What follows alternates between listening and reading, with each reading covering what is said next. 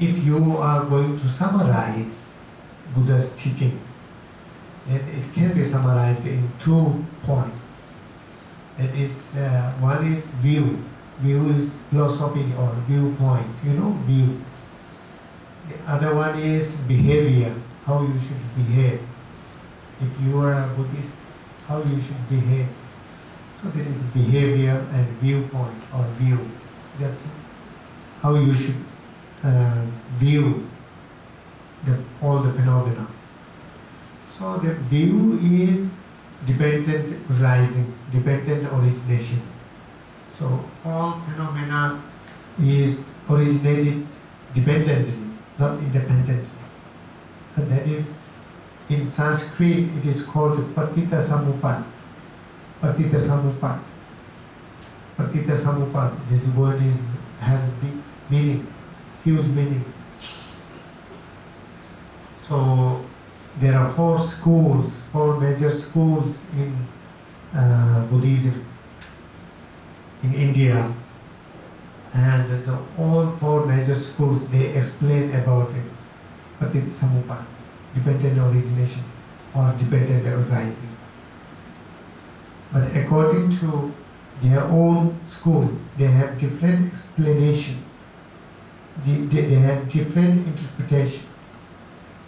In one word, different interpretations.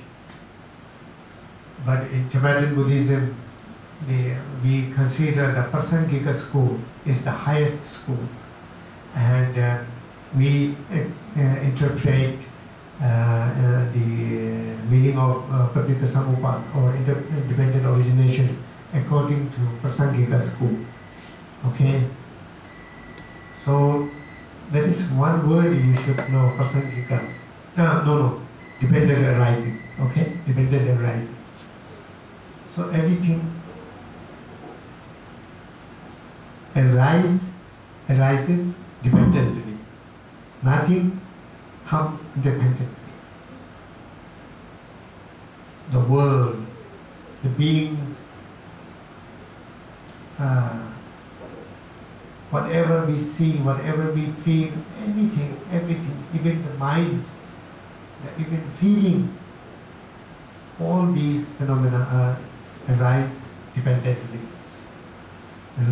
Interrelated, they depend on many factors. Depend on many factors, then it can come into existence.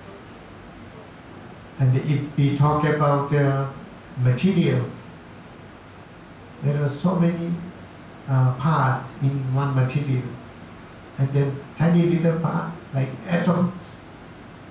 So the whole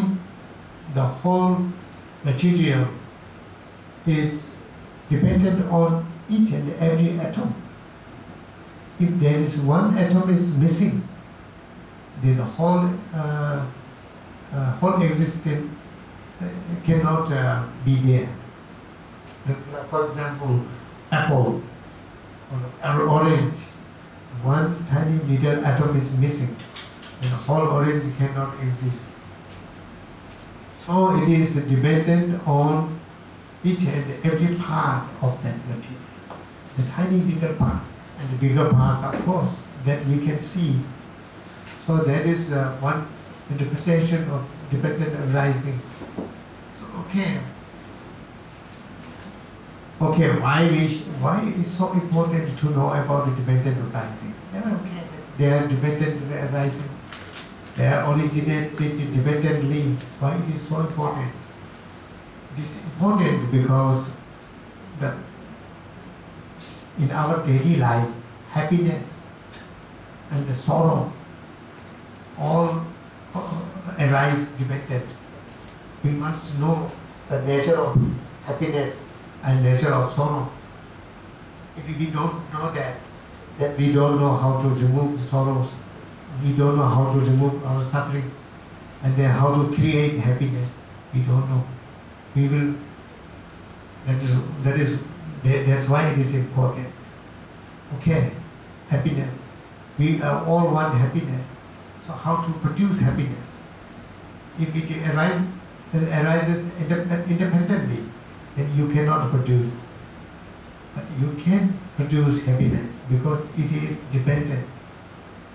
So it is dependent on cause and effect. Again, the cause and effect comes.